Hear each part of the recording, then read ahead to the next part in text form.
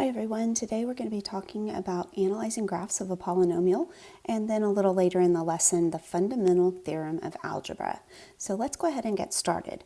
We are going to identify some different attributes and vocabulary that we can talk about whenever we look at the graph of a polynomial, and then we will actually look at this graph below and identify those points once we know what they mean.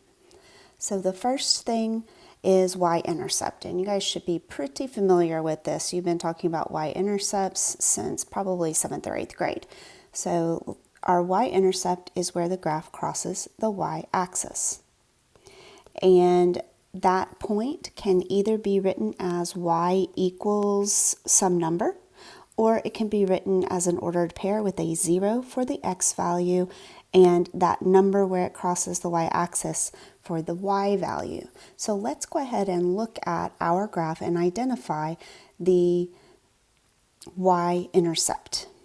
So our y-intercept, and I'm going to circle it here, it's right there. So we could say that it's at y equals 2, or we could say that it's at the point 0, 2.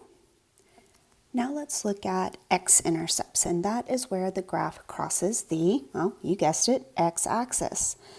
And in this case, x-intercepts, we can have more than one. Y-intercept will only have one if we're dealing with a function, but x-intercepts we could have many. Remember that x-intercepts can also be known as solutions, roots, or zeros. So those will be written as x equals a number, or sometimes we'll put comma, another number. And then we could write it as a number comma 0 because we know that y is always 0 when we cross the x-axis. Let's take a look at our graph and identify our intercepts. I see an x-intercept at -2 and I see an x-intercept at 1. And so we would want to either note this as x equals -2 and 1, or we could note it with ordered pairs, -2, 0, and 1, 0. Notice that the one at 1, 0, that's one of those repeated solutions because we have a bounce there.